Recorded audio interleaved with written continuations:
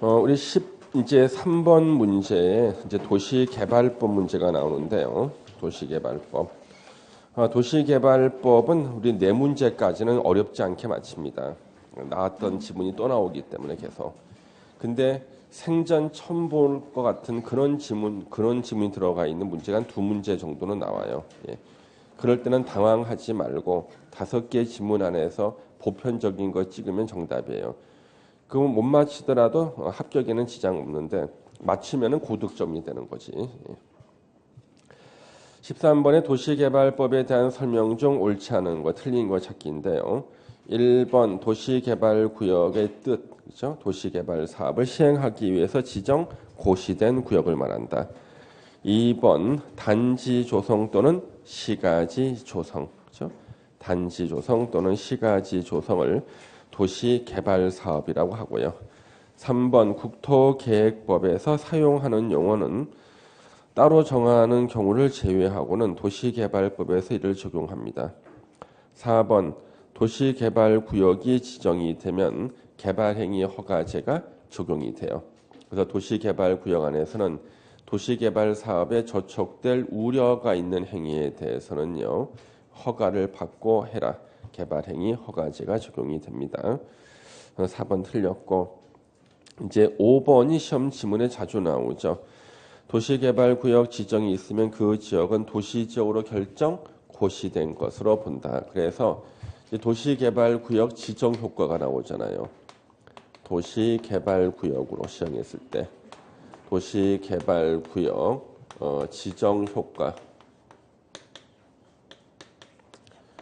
자, 도시개발구역이 지정됐을 때 그 지정 효과, 그 지역은 도시지역으로 결정 고시된 것으로 결정 고시가 의제가 됩니다.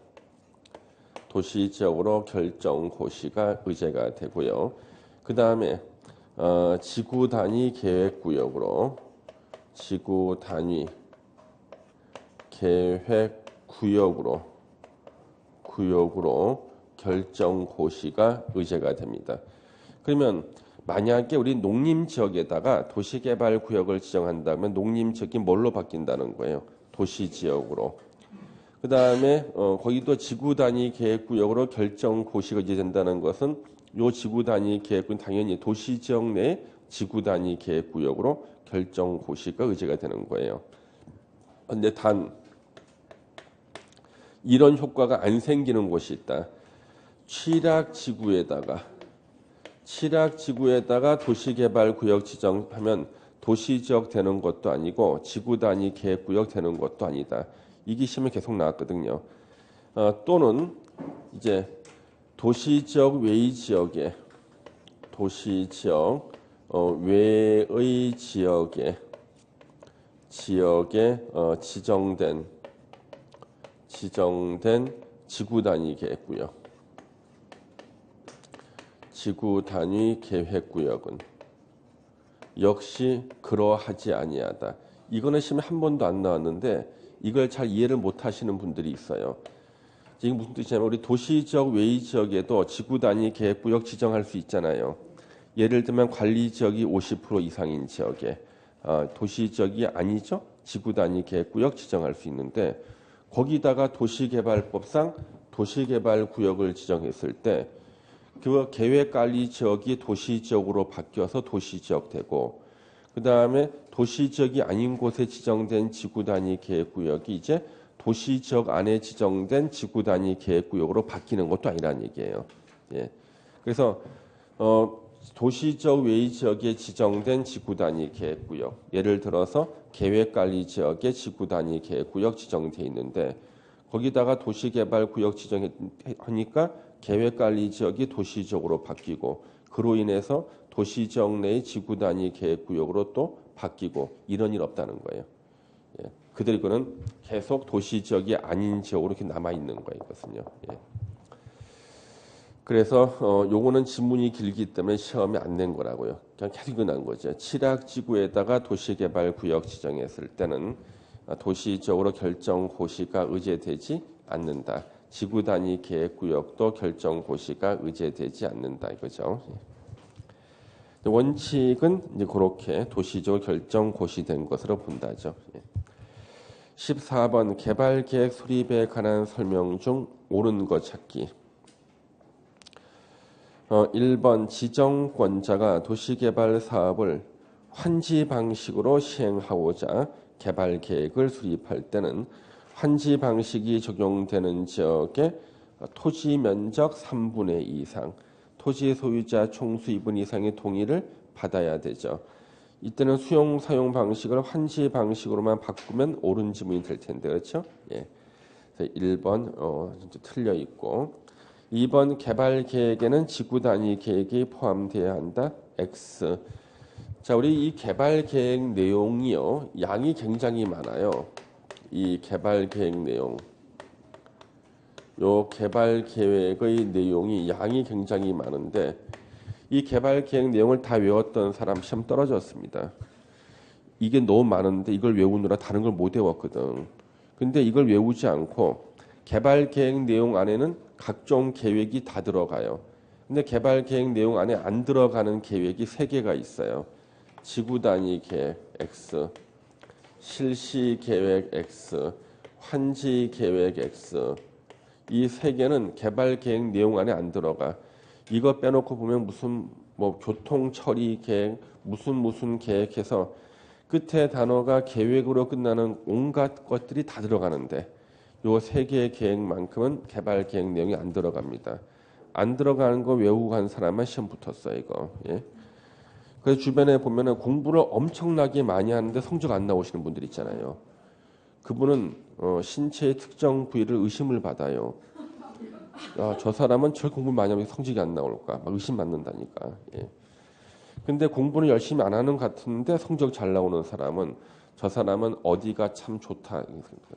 예, 어디가 참 좋다. 예. 그래서 시험에 나올 것을 잘 찝어서 공부를 해야 되는데 열심히 하는데 성적이 잘 안 나오는 것은 시험에 안 나올 부분을 외워서 그런 거예요. 그래서 요 개발 계획 내용 요 3개는 절대 개발 계획 내용이 들어가지 않는다. 그 시험장 갔더니 이렇게 딱 이 지문이 나온 거지. 개발 계획에는 지구 단위 계획이 포함돼야 된다. X. 너무 좋아서 2번 찍으면 안 돼. 옳은 거 찾기 현재. 그래서 3번 광역이나 기본 계획이 수립되어 있는 지역에 대해서 개발 계획 수립할 때는 광역이나 기본 계획에 들어 맞도록 해라. 개발 계획이 도시군 관리 계획과 같은 레벨이거든요. 4번 절대로 도시개발법에서는 보존 녹지라는 단어가 나오면 안 돼요. 보존 녹지는 절대 도시개발 구역으로 지정할 수가 없거든요. 절대 보존 녹지라는 말이 나와서는 안 된다.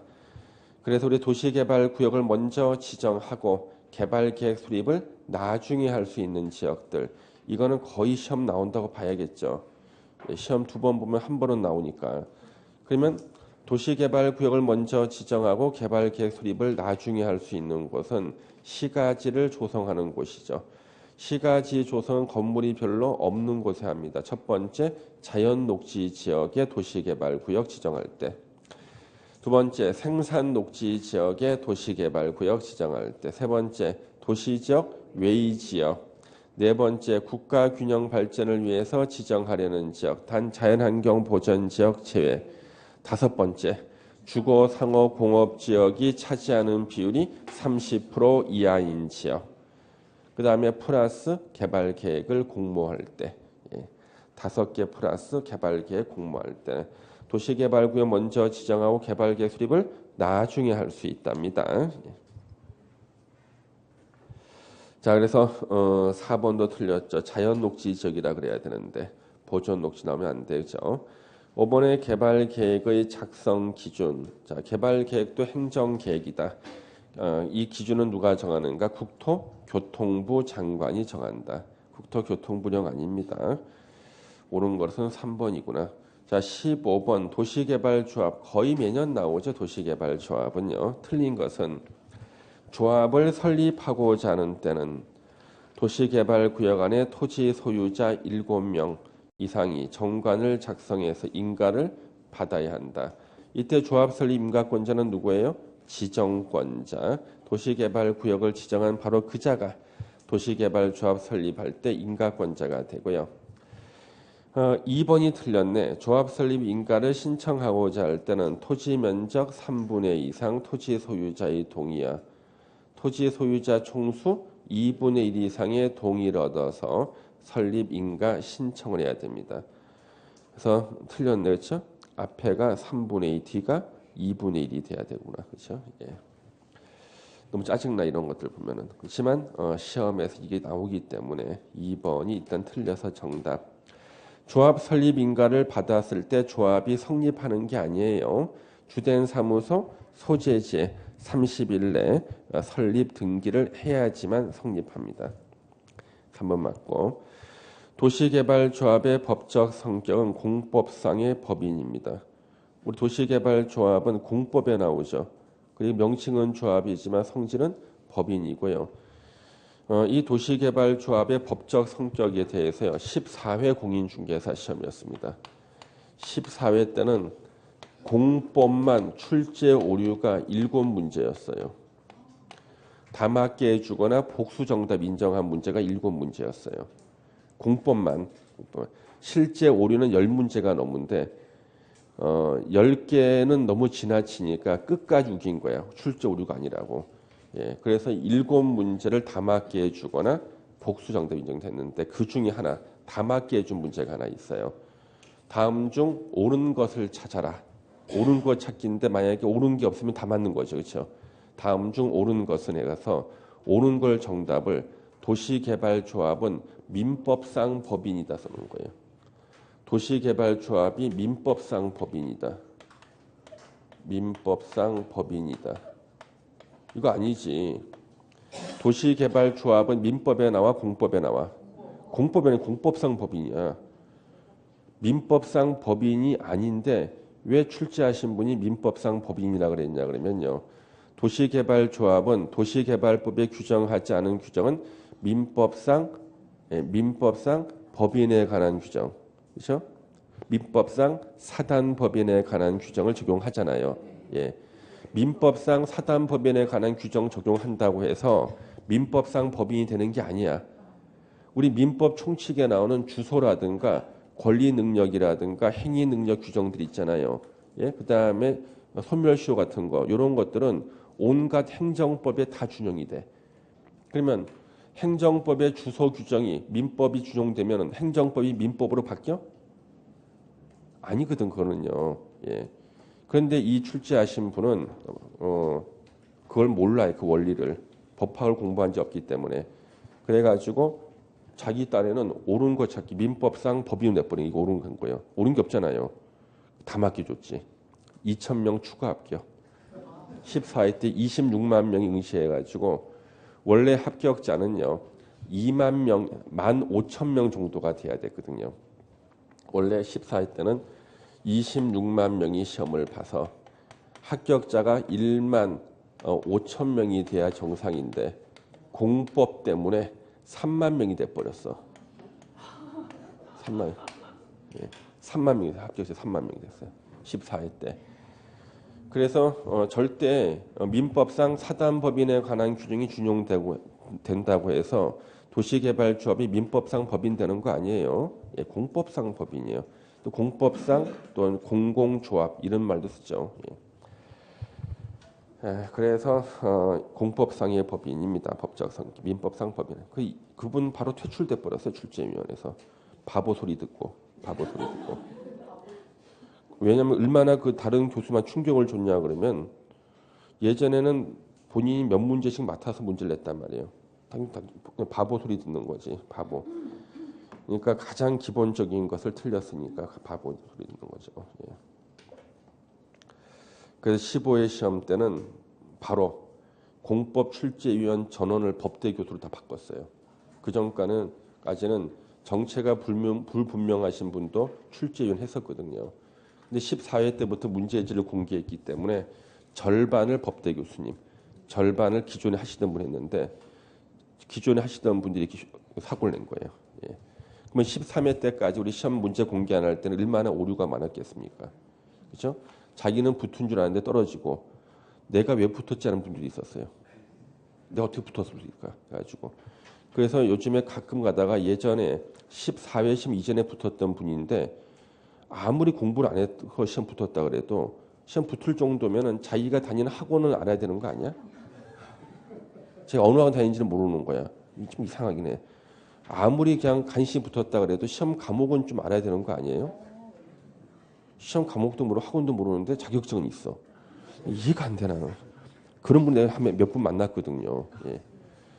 그래서 하여튼 예전에 이렇게 나왔었습니다, 여러분요. 그래서 4번은 옳은 지문이고 5번 조합은 그 사업에 필요한 비용을 조합원에게 경비부가 징수할 수 있습니다. 16번 지정권자가 시행자를 변경할 수 있는 사유가 아닌 것은 자 시행자 변경 사유가 나옵니다. 우리 시행자 변경 사유 4개는 단독 문제 나온 적도 있고요. 지문에 하나씩 들어가는 적도 있고요. 핵심은 2년 내 사업을 착수하지 않았을 때 2년 내 사업에 착수하지 않았을 때 그 다음에 1년 내 실시기에 인가를 신청하지 않았을 때 두 개가 핵심이죠. 부도 파산 났을 때 취소당했을 때 이때 다 시행자 변경 사유인데 거기서 지금 5번 지문 같은 것은요. 시행자 변경 사유가 아니야. 우리 도시개발구역 전부를 환지 방식으로 시행할 때는 시행자는 지정권자는 의무적으로 토지 소유자나 조합을 시행자로 지정한다죠. 근데 못할 거에 대비해서 세 개 중에 어느 한 가지 사유가 있을 때는 지자체나 LH공사나 지방공사를 시행자로 지정할 수 있다 그랬어요. 그 세 개 사유 중에 한 가지가 5번 지문입니다. 조합이나 토지 소유자 대신에 지자체 등을 시행자로 지정할 수 있는 사유. 이게 5번이에요. 그러면 책을 잠시 찾아보면은 여기 어떻게 여러분들이 표시를 잘 해놨는지 한번 눈으로 확인을 해보겠습니다.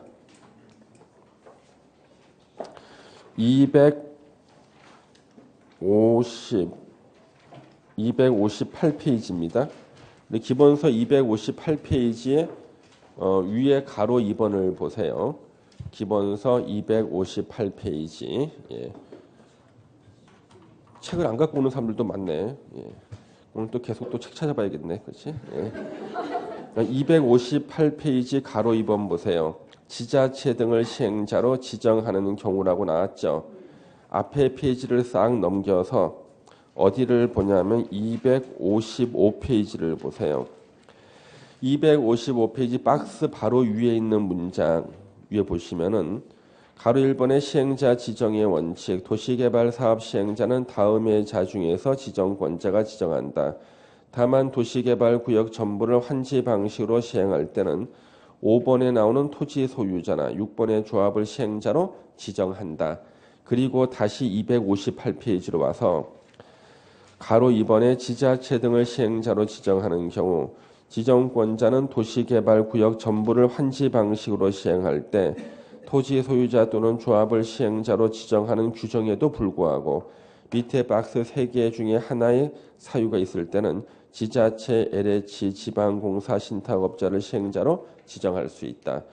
3개 중에 1번이 뭐예요? 1년 내 시행자 지정을 신청하지 아니한 경우 또는 위법하거나 부당하다고 인정한 경우 2번 내 지자체장이 집행하는 공공시설에 관한 사업과 병행해서 시행할 필요가 있다고 인정한 경우 3번 2분의 1 이상의 토지 소유자, 토지 소유 총수 2분 이상이 지자체 등의 시행에 동의했을 때 그래서 지금 그 박스 안에 1, 2, 3, 3개 중에 1번이 우리 문제의 5번 지문이라고요. 그렇죠? 예. 시행자 변경 사유가 아니라 이거는 지자체 등이 시행자가 되는 사유죠. 그렇죠? 예. 책에는 다 표시가 다 돼 있죠, 여러분요? 예. 표시를 해놨는데 기억이 안 나지 문제 풀 때 보면은 그렇죠. 예. 괜찮아요. 또 한번 복습하는 거예요, 이렇게. 그래서 시행자 변경 사유 4개를 기억해야 되고 시행자 변경 사유가 아닌데 틀린 지문 나올 수 있는 것은 거기서 박스 안에 1, 2, 3번 중에 1번이 보통 틀린 지문 나온다고요. 예. 자, 17번 문제. 도시개발 사업 시행에 관한 설명으로 틀린 거 찾기. 도시개발사업 시행 방식은 수용 사용 방식과 환지 방식과 혼용 방식이 있고요. 1번. 2번 시행자는 도시개발 사업 시행에 필요한 토지 등을 제공함으로 인해서 생활의 근거를 상실하게 되는 자에 대한 이주 대책을 수립, 시행하여야 한다. 어떻습니까? 그렇죠. 주어가 시행자야. 그렇죠. 이때는 조심해야 되는 것은 지정권자라고 나오면 틀린 거예요. 이렇게 귀찮은 일은 다 시행자한테 맡겨요. 3번 재결 신청. 우리 수용 보상금은 당사자 협의로 정하는데 당사자 협의가 성립하지 않았을 때는요. 수용 보상금을 정해달라고 토지수용위원회에다가 재결 신청해야 돼요. 재결 신청하는 기간은 1년 내가 아니라 사업 시행 기간 종료일까지죠. 사업 시행 기간 종료일까지 재결 신청해야 된다. 3번이 틀려서 정답이네요. 4번. 지정권자가 아닌 시행자가 토지 상한 채권을 발행하고자 할 때는 발행 계획을 작성해서 지정권자의 승인을 얻어야 된다. 그래서 토지 상한 채권 발행할 때 누구의 승인을 받는가? 지정권자. 그러면 도시개발 채권을 발행할 때는 누구의 승인을 받는가? 행정안전부 장관. 주택 상환 사채를 발행할 때는 누구의 승인을 받았죠? 국토부 장관의 승인을 받았습니다. 예. 그래서 이런 것들이 다 시험 지문에 나오는 것들입니다. 다 지문에. 18번 입체한지에 대한 설명 중 틀린 것은 입체한지에 대한 설명 중 틀린 거. 예. 1번 시행자는 도시개발 사업을 원활히 시행하기 위해서 특히 필요한 경우에는 토지 또는 건축물 소유자의 신청을 받아 건축물의 일부 또는 건축물이 있는 토지 공유 지분을 부여할 수 있다. 틀렸네. 어디가 틀렸나? 또는이 나오면 안 되죠. 일부와 and가 나와야 돼. and.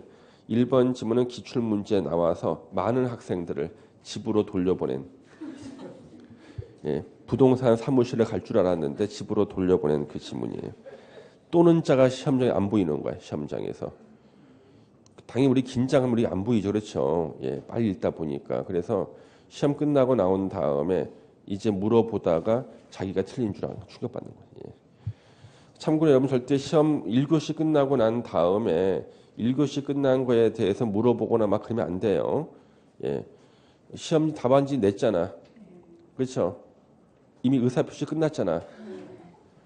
그래서 이걸 갖다가 전 시간에 시험 본 건 뭐가 몇 번이 정답이냐 얘기하는 시간 절대 도움 안 돼 이거요. 그때 물어보는 것은 거의 다 틀렸어. 절대 얘기하면 안 돼. 그 다음에 그 다음 시간을 준비를 해야지. 그렇죠? 예. 그래서 혹시나 친구가 이제 민법하고 개론 시험 끝났는데 야 아까 그 민법의 그 대리 그 몇 번이 정답이냐 그러면은 입을 확 막아버리는 거야. 이렇게 말하지 마. 예, 하지 마. 예. 왜? 다음 시간 준비해야지. 이미 발신이 끝났어. 이미 다 보냈다고. 예. 그래서 바꿀 수도 없으니까 그때 물어보는 거는 거의 틀린 거야. 그때는 물어보면서. 근데 그거 외에는 안 틀리는 사람인데 그것 때문에 충격받아서 다음 시간 못 봐. 예. 그래서 절대로 그 쉬는 시간에 우리가 보통 같은 학교에 들어갈 확률이 높잖아. 그렇지? 같은 학교잖아. 그렇죠? 같은 강의실에도 몇 명 있을 거라고.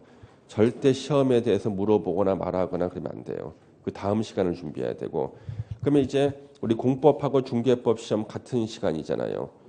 그러면 그 쉬는 시간에 중개법을 공부해야 돼. 왜? 중개법은요. 효용이 훨씬 더 커. 예, 짧은 시간 동안 외워야 될 것들 있잖아요. 시험에 나오는 것들. 중개법은 워낙 분량이 적기 때문에 말을 조금씩 바꿔놓지 않으면 문제가 성립이 안 돼. 예. 그렇게 해도 문제를 갖다 200개 지문을 만들어야 되니까 조문도 200개가 안 되는데 그렇죠? 그러니까 그때는 쉬는 시간에 그거 갖다 외워야 되는 거야 중개법을요. 그래서 그 짧은 시간 동안 공부해서 외웠을 때 효과가 큰 건 중개법이지 공법이 아니야. 예. 중개법 외워야 되는 거예요. 이렇게. 공법은 평소에 공부하고. 예. 그래서 중개법 달달달달 외워서 또 시험지 받았을 때 우리가 항상 답안지를 먼저 나눠주고 그 다음에 이제 시험지를 나눠주는데 종립이 5분이나 7분 전쯤에 나눠줘요. 그리고 문제를 푸시면 안 되고 인쇄 상태를 확인하라 그런다고요. 인쇄 상태를. 왜냐하면 페이지가 빠진 것들도 있고요. 인쇄가 잘못된 것들이 있거든요. 그래서 인쇄 상태를 확인하라 그랬을 때는 볼펜을 못 들어요. 그럴 때는 진짜 순진하게 인쇄 상태만 확인하는 사람이 있으면 안 돼. 슬로우 비디오로 넘기면서 예? 그게 사인펜만 안 들면 뭐라 안 그러든 넘기면서 방금 내가 외운 게 있는가 보면은 몇 문제가 있어요. 예, 그러면 그걸 빨리 체크를 해놔야 돼. 예, 빨리 체크로 손톱을 긁든지 아니면 점이라다가 찍든지 해가지고 예, 점이라도 찍어서 이렇게 체크를 해놔야 돼. 점이라도 예, 딱 찍어서 체크해놔야 돼. 왜 순서대로 풀다 보면은 그 문제 풀 때쯤 되면 이미 다 까먹거든요. 실제로 그래요. 찍어놔야 돼. 그래서 한 몇 문제를 갖다가 방금 외운 거는 기억나잖아요. 몇 문제를 정답을 맞춰놓고 땡 울렸죠. 이미 나는 한 5문제 맞추고 시작해. 예. 만약 정상적으로 풀었으면은 아마 한 5개 정도가 혼동될 만한 건데 미리 맞추고 시작하는 거예요. 예. 제가 대학교 시험 볼 때 체력장 하잖아. 100m 달리기. 제가 11초였어. 11초. 예. 저 앞에서 보니까 앞에 사람이 뛰고 난 다음에 얘가 딱 골인 하자마자 바로 이렇게 깃발을 울리는 거 뛰라고. 그래서 내가 이렇게 해서 걔가 골인 하기 전에 앞에 슬슬슬 걸어 나가서 한. 예. 그런데 이쪽에서 출발 신호를 하시는 선생님이 나 하나 때문에 새로 하면은 엄청 뒤 밀려 있잖아요.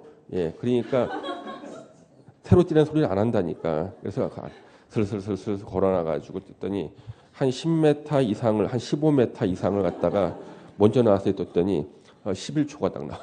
예. 야, 그래서 여러분들도 시작하기 전에 몇 문제를 풀고 시작을 해야 되는 거예요. 그러니까 인쇄 상태 확인할 때 진짜 인쇄 상태만 확인하는 게 아니라 넘기면서 예, 방금 내가 외운 게 있는 걸 확인해 봐야 돼요. 예, 그래서 몇 개를 맞춰서 그냥 마음의 심적인 안정.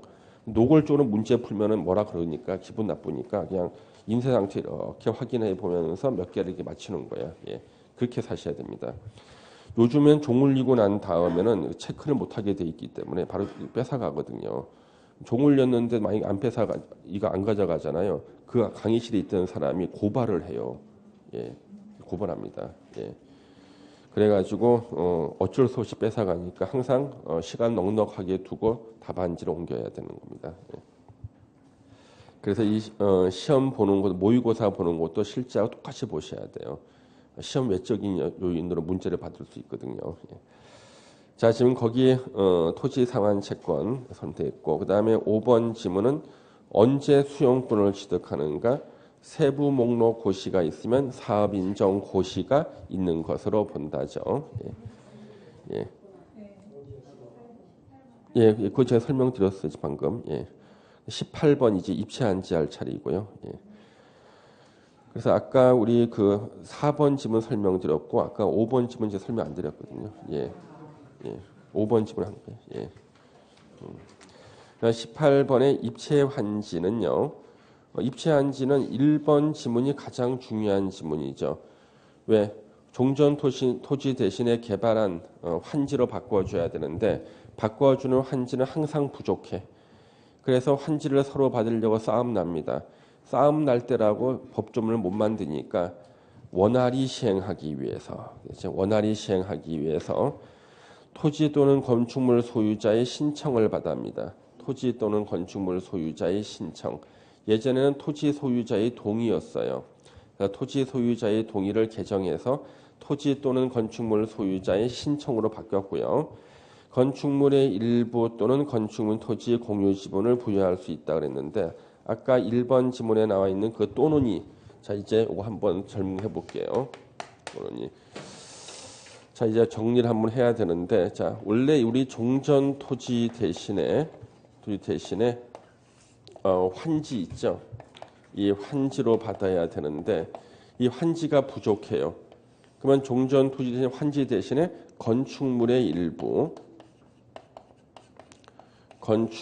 일부와 and 또는 아닙니다. and 토지의 공유 지분, 토지의 요 공유 지분으로 대신 줍니다. 그러면 이때 건축물의 일부라는 것은 우리 구분 소유권을 말하는 거예요. 구분 소유권. 그래서 구분 소유권과 토지 공유 지분은 대지권을 말하는 거예요. 그러니까 아파트 한 동을 다 주는 게 아니죠.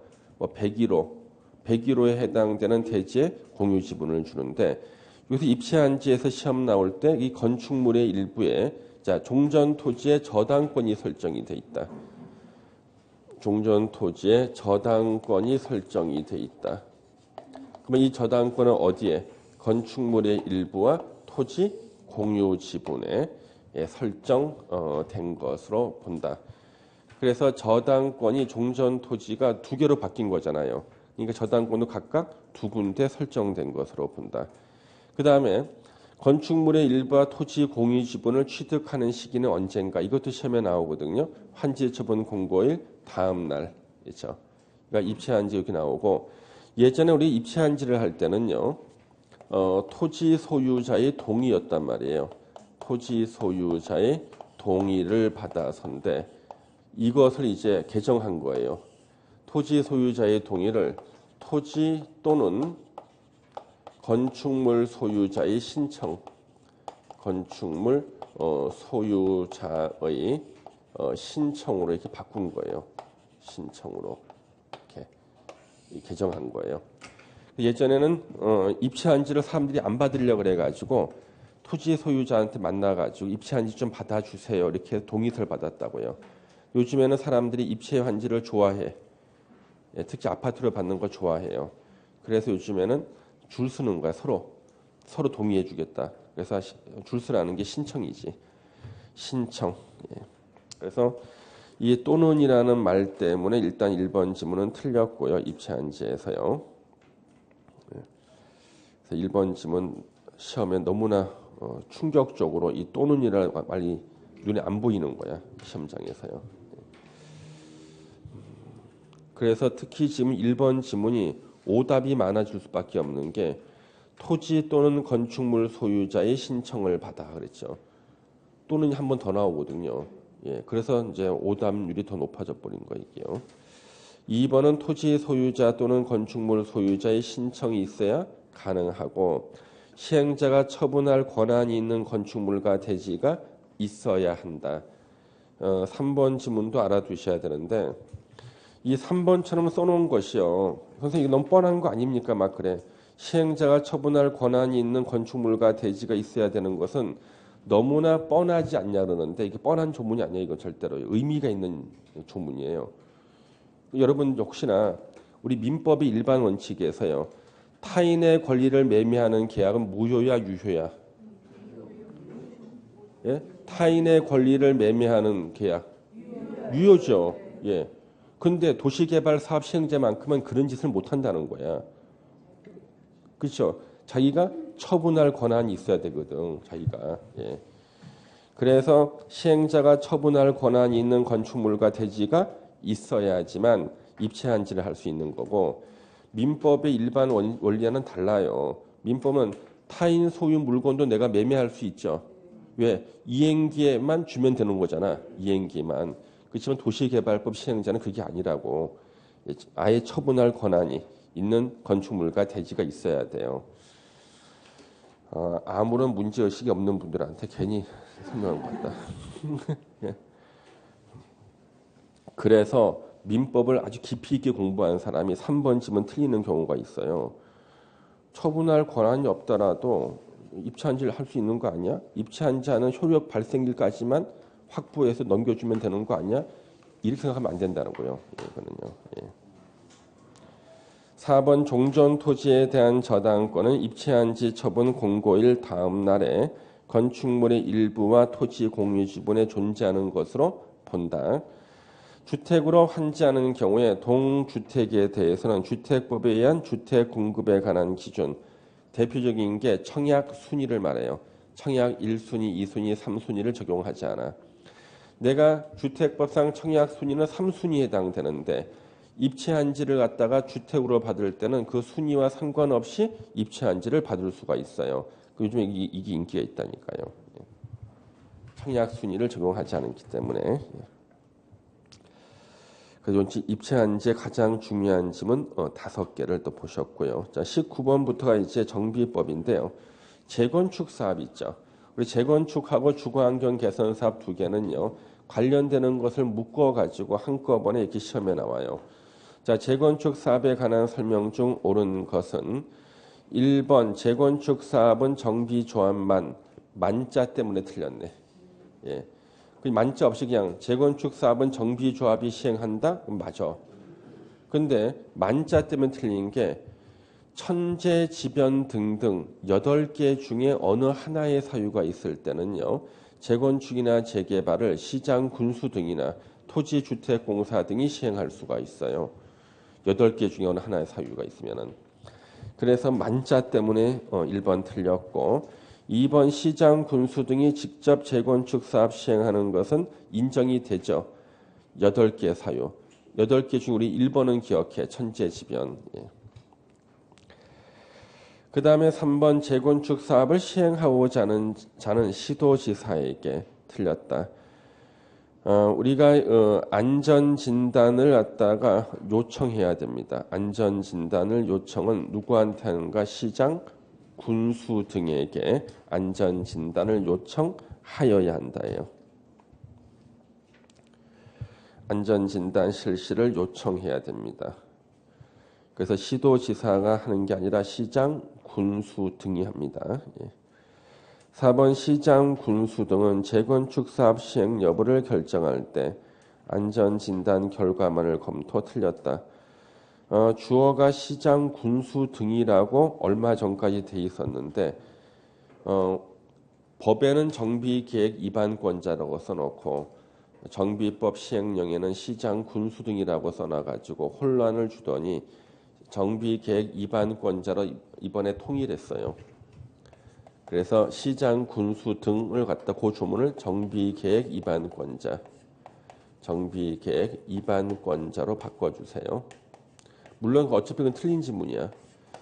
어차피 그 지문은 틀린 지문인데 4번 지문을 옳은 지문으로 이제 바꾸는 방법. 시장, 군수 등을 정비계획 위반권자는 재건축 사업 시행 여부를 결정할 때 안전진단 결과와 도시계획 및 지역 여건 등을 종합적으로 검토해서 위반 여부를 결정하여야 한다. 그렇게 바꿔야 되고 5번 재건축 사업을 시행하기 위해서 조합을 설립하고자 할 때는 시장, 군수 등의 인가를 받아야 한다. 5번이 옳은 것으로 정답이네요. 그렇죠? 예, 5번이 정답. 시장, 군수 등이 인가권자니까요. 5번이 정답이다. 자, 20번의 주거환경 개선 사업에 대한 설명 중 틀린 거 찾기. 틀린 거.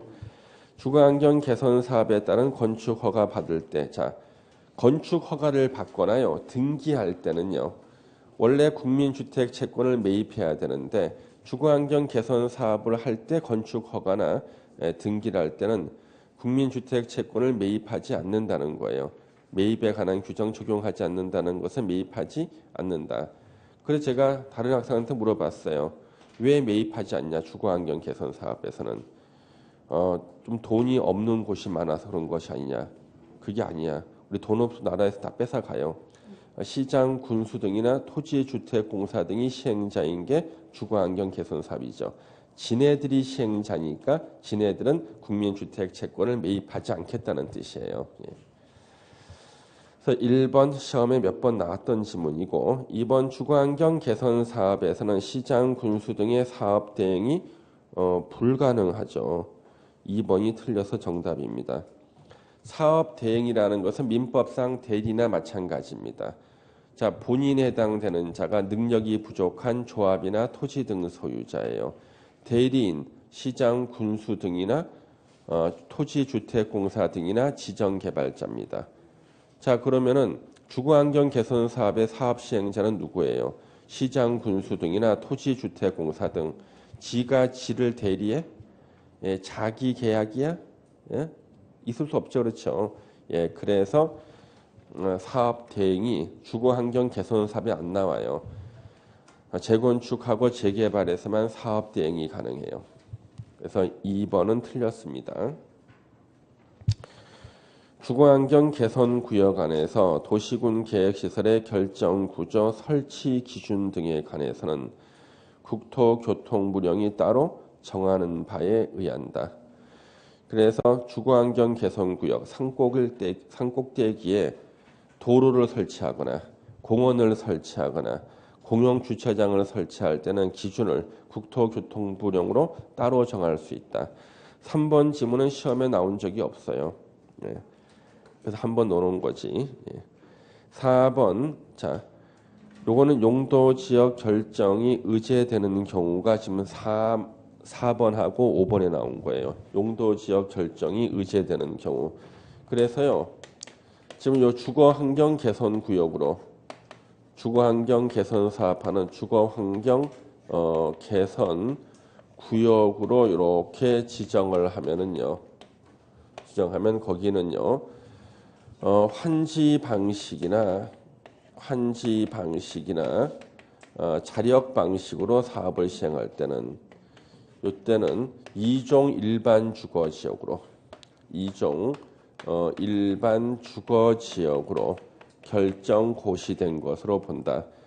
그 다음에 수용 방식이나 관리 처분 계획 방식으로 사업을 시행할 때는 주거환경 개선 구역 지정한 곳은 3종 일반 주거 지역으로 결정 고시된 것으로 결정 고시가 의제가 되는 겁니다. 이게 시험 지문에 몇 번 나온 적이 있어요. 기출 문제에도요. 예.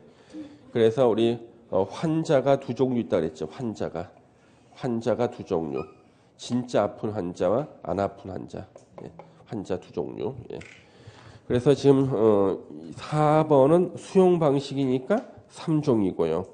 5번은 자력 방식이 나오는데 자력 방식일 때는 만약에 지정했을 때 일반 주거 2종, 그렇죠? 환지 방식, 자력 방식 2종, 수용 방식, 관리 처분 계획 방식은 3종이 되고요.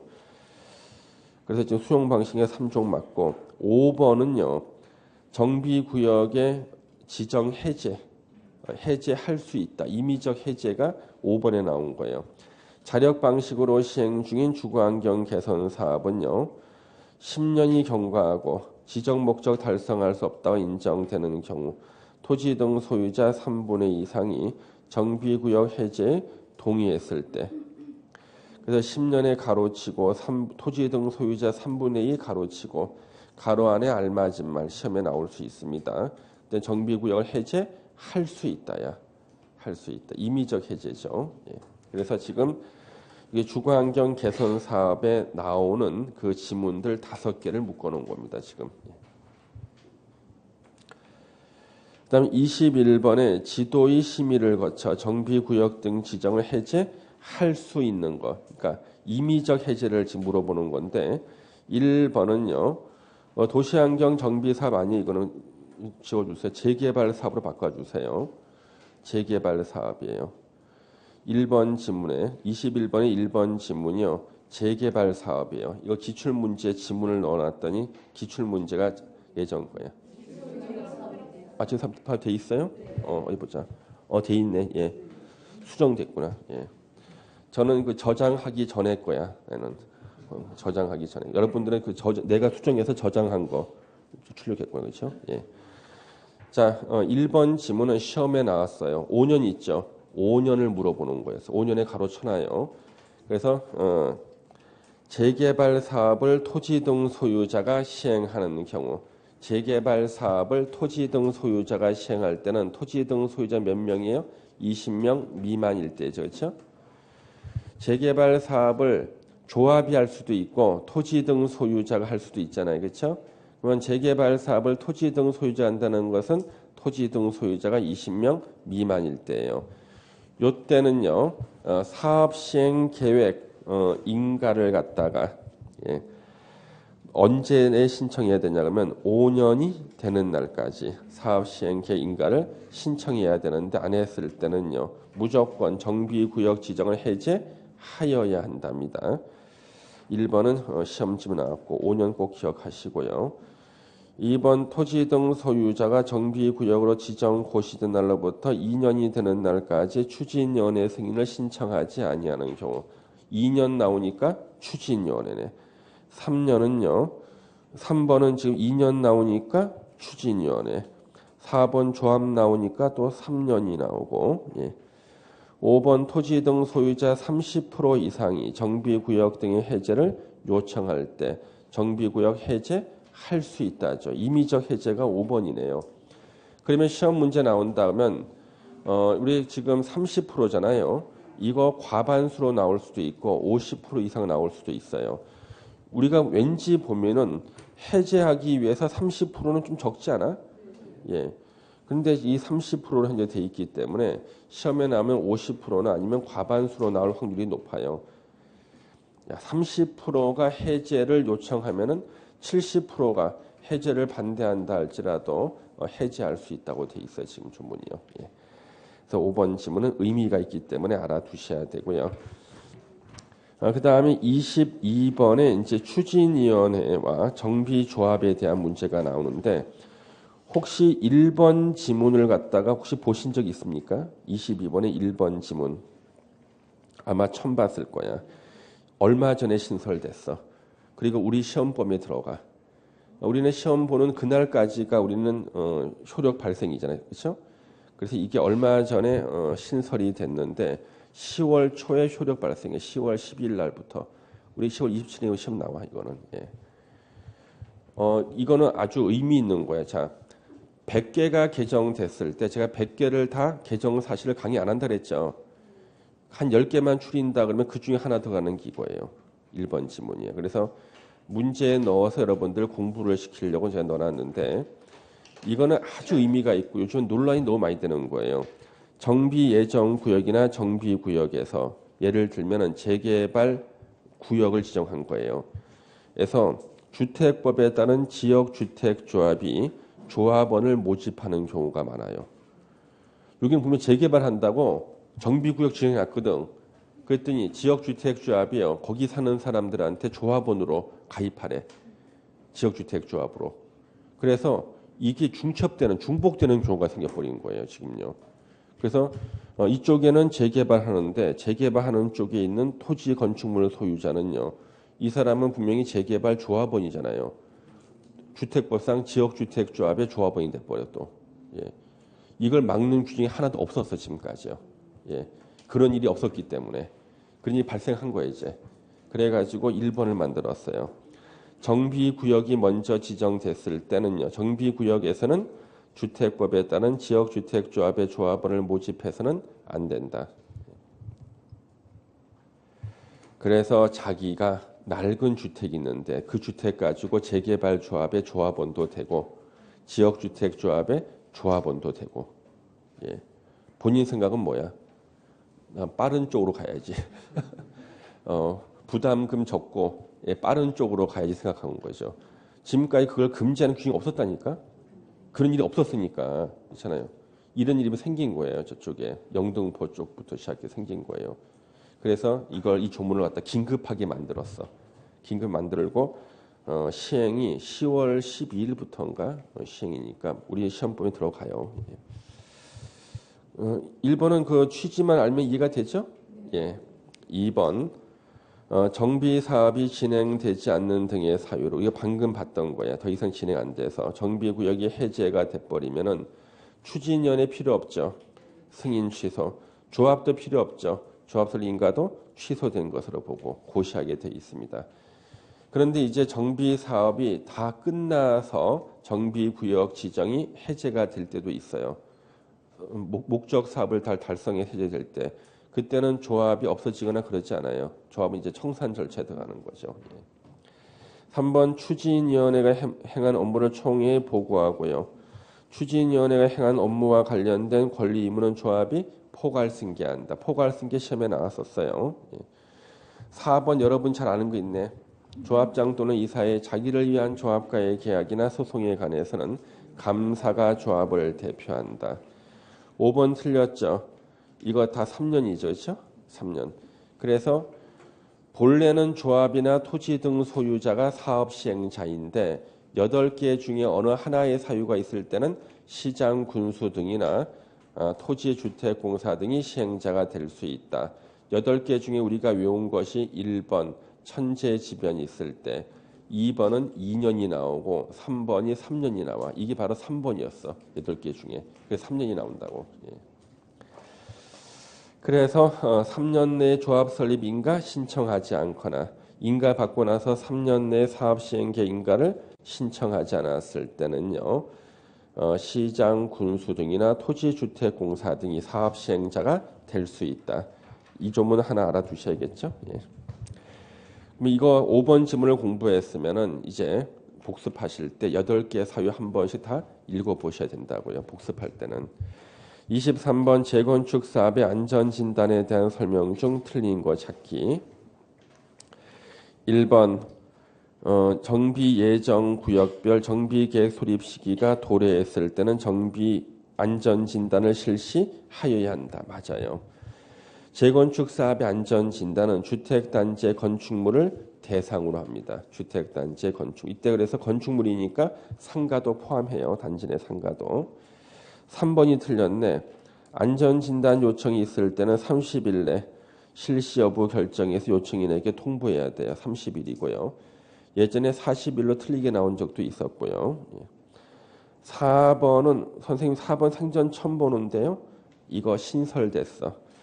신설 의시험범에 들어가 넣어놓은 건데 이걸 무시할 수가 없어. 왜 그러냐면 우리 기본서에 이제 안전진단을 찾아보겠습니다.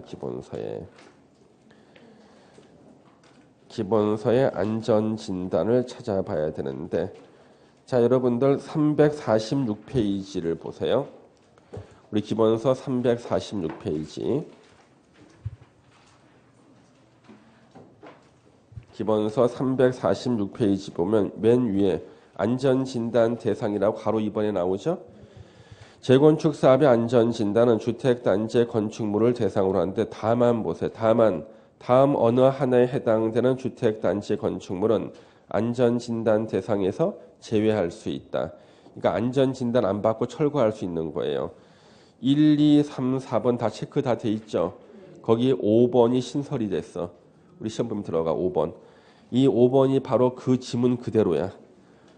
거기 5번에다가 23번에 4번 지문을 써놔야 돼. 시설물의 안전 및 유지 관리에 관한 특별법의 시설물로서 지정받은 안전 등급이 D 가로 미흡 또는 E 불량인 건축물인 경우에는 안전진단 대상에서 제외할 수 있다. 왜? 다른 법에서 이미 노불량 판정 나왔어. 굳이 다시 안전진단할 필요가 없어요. 예. 그래서 얼마 전에 성동구 보건소에 전 연락 왔어요. 연락 왔습니다. 저보고 고지혈증이 있으니까 피검사로 오래 가서 여기 한번 피검사 했습니다. 그랬더니 의료보험공단에서 또 피검사로 오라 그래서 했다고 했습니다. 그러면 그쪽에 있는 자리 쪽으로 보내면 돼. 안 가도 돼. 이것도요. 우리가 그 낡은 건물인가 노후불량인가 아닌가를 갖다가 정비법에서만 하는 게 아니라 요 시설물법이라는 게 있어요. 우리 보통 줄여서 시설물법이라 그래요. 여기서 하고 난 다음에 전에는 이런 규정 없어가 또 한 거예요. 같은 건물이 이미 노후불량 판정 났는데도 불구하고 시설물법은 시설물법이다. 우리 정비법은 정비법이야. 우리 법에 따라서 한 번 더 해. 저쪽 병원에서 피 뽑았는데 또 가서 피 뽑아야 되는 거지. 예. 이런 것을 방지하기 위해서 다른 법에서 현재 D하고 2등급, 그렇죠? 예. D하고 2등급인 건축물인 경우 안전진단 대상에서 제외하고 바로 철거 들어갈 수 있습니다. 4번 써놨죠? 예, 5번에다 써놓으면 되죠. 예. 오늘 책 안 가져온 사람은 이제 영원히 못 쓰고 갈 거야. 예. 왜 집에 가는 사이에 까먹어요. 써놓는다는 걸. 예. 그런 분들을 위해서 다음 주쯤에 이제 추록을 또 내야 돼. 추록을. 예.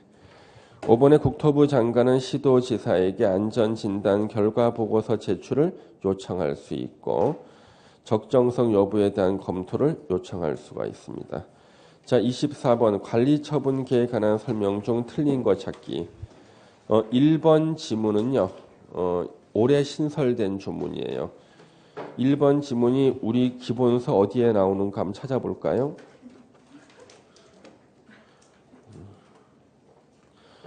1번 지문이 우리 기본서 어디에 나옵니까? 몇 페이지에?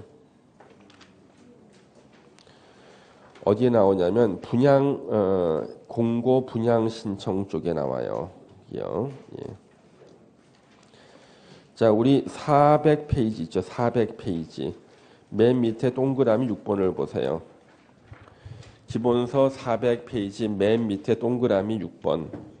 거기 있죠? 예, 6번. 예. 400페이지 동그라미 6번이 있는데 이거 개정될 거라 생각하고 있는데 아직까지 개정이 안 돼서 일단 공부하는 걸로 했습니다. 예.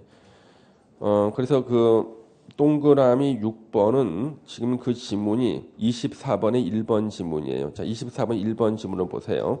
투기과열지구의 정비사업에서 관리처분 계획에 따라 분양 대상자 및 그 세대에 속한 자는 자 투기과열지구에서 재개발이나 재건축을 하는데 관리처분 계획이 발표가 됐어요. 아무개 몇 평대 분양 대상자 이렇게 발표가 된 거예요. 관리처분 계획 발표가 되면요, 내가 몇 평 분양받는지 나와.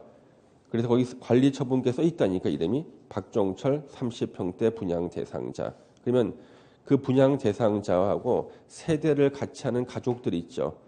그 사람한테도 효력이 미치는 거야. 그래서 분양 대상자 및 그 세대에 속하는 자는 분양 대상자 선정된 날로부터 5년 내에는요, 투기과열지구에서 분양 신청할 수 없다. 그 얘기는 무슨 뜻인가? 예? 다른 재건축, 재개발 지분 하나 더 사서 거기서 또 분양받고 싶은데 분양 신청을 할 수 없어요. 그 얘기는 5년 넘겨서 해야 되는 거야. 그러면 사실 5년 넘겨서 할 수 있는 게 내가 여기서 지금 관리처분 계획이 발표돼 분양 대상자 됐잖아요. 나나 내 가족은요. 이제 투기과열지구에서는 조합 설립 인가 신청 들어갈 때쯤 되는 거 하나 사면 돼. 그 사면은 조합 설립 인가 신청하고 말이죠. 나중에 분양 신청 받을 때 한 5년 걸려. 예. 그러니까 대충 날짜 보고 이렇게 하면 된다니까. 그래서 지금 5년 내는 5년에 가로채야겠죠. 투기과열 지금 분양 신청할 수 없다. 다만 상속이나 결혼, 이혼으로 조합원 자격을 취득했을 때는 분양 신청할 수 있다. 거기 결혼이란 단어 나왔죠. 나 충격받았어. 이 조문을 신설한 사람은 법학을 하나도 공부 안 한 사람이야. 해방 이후로 지금까지 법에서는 결혼이라는 단어를 이게 처음이야. 다 혼인이라고 써 법에서는요. 법학 용어가 혼인이라니까. 혼인. 예. 여러분들도 민법 시간에 혼인으로 배웠죠. 예. 민법이 친상법이 그 예로로 나오죠, 여러분요. 친상법이 시험법은 아니지만 친족상속법이 예로 나오지 않습니까? 예. 혼인 신고는 그거는 이제 그 효력 발생 요건이죠. 혼인 신고. 예. 사망 신고는 확인적 의미의 신고. 다 혼인으로 나올 텐데 혼인. 예. 결혼이라는 단어를 처음 봤다. 예. 그렇지만 어쩔 수가 없어. 결혼이 나와 있으니까 일단. 예. 2번은요. 관리처분 계획 인가 고시된 다음 날 밑줄 치고 90일 내에 작년까지는 청산이었지만 올해는 청산이라는 말 안 쓰고 손실보상이라고 그랬습니다. 올해부터는요. 자, 그래서 네 가지 경우가 있습니다. 자, 네 가지 중에 한 가지. 분양 신청을 하지 아니한 자, 분양 신청을 했다가 철회한 자, 분양 신청을 할 수 없는 자, 관리처분 계획에서 분양 대상에서 제외된 자는요. 그 해당하게 된 날의 다음 날 인가 고시일 다음 날부터 90일 내에 그런 자 4명하고 토지 건축물 또는 그 밖의 권리의 손실 보상에 관한 협의를 해야 된다. 작년까지는 손실 보상에 관한 협의가 아니라 청산에 대해서 협의해야 되는 거였어요. 의미는 청산인데 청산이라는 단어 안 쓰고 손실 보상에 관한 협의를 해야 된다. 3번 정비사업비 추산액에 따른 추산액 및 그에 따른 조합원 분담 규모 및 분담 시기, 관리처분 계획 내용에 포함이 되는데 가로가 틀렸어요. 재건축 부담금에 관한 사항을 포함이야. 자, 그래서 정비사업비 추산액은요. 재건축 분담금 있죠. 부담금. 우리가 흔히 개발 부담금이라 그래. 재건축할 때 내는 개발 부담금에 관한 사항도 포함합니다. 제외가 아니라. 그래서 3번이 틀린 거고요. 4번은요. 이거 읽어보라고 넣어놓은 거예요. 왜? 신설됐어.